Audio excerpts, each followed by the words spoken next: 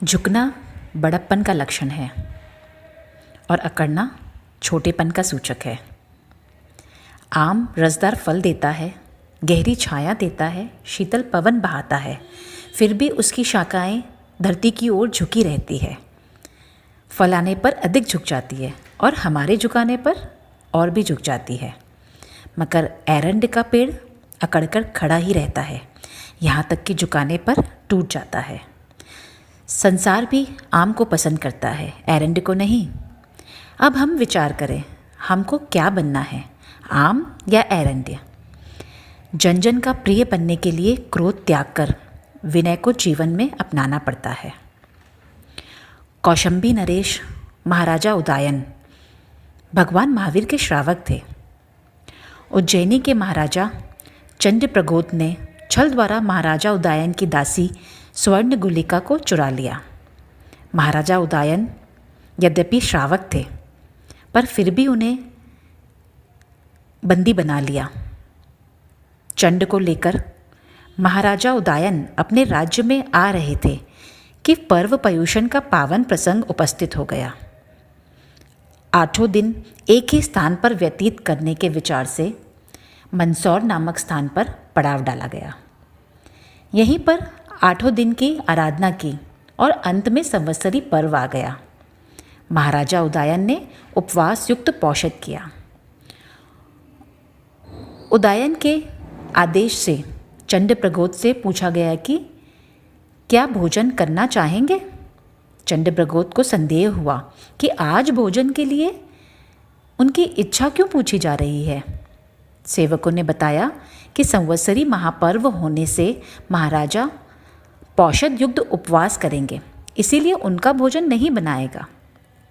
चंद्रप्रगोत ने सोचा कि कहीं विषयुक्त भोजन न खिला दे, तो उन्होंने कह दिया, आज मैं भी उपवास करूँगा। मेरे भी पूर्वज जैन धर्म के अनुयायी थे।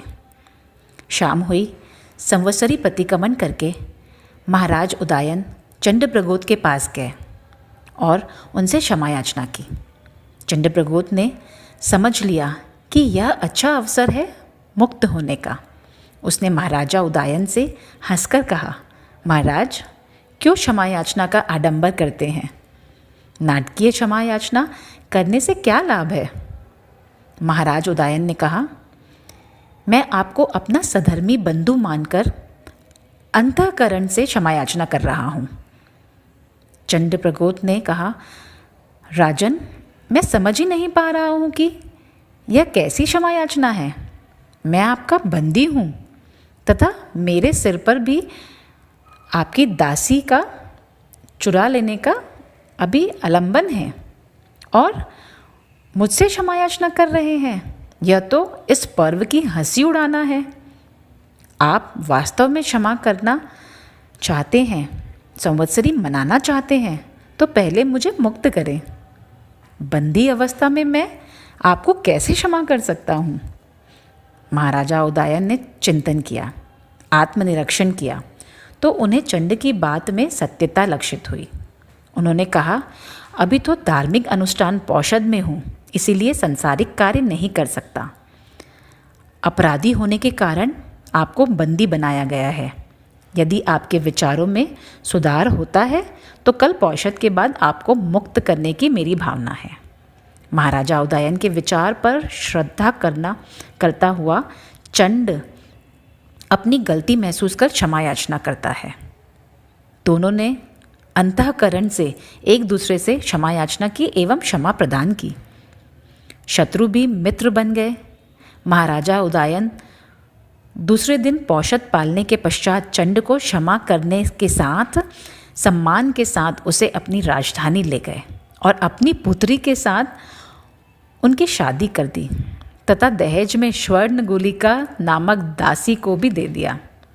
यह क्षमा का एक उच्च उदाहरण है। क्या हम भी ऐसी संवत्सरी मनाते हैं? क्या हम भी शत्रुओं को क्षमा करते हैं? वैर को नष्ट करने के लिए नम्रता आवश्यक है। शत्रुता मिटाने के लिए क्षमा आवश्यक है।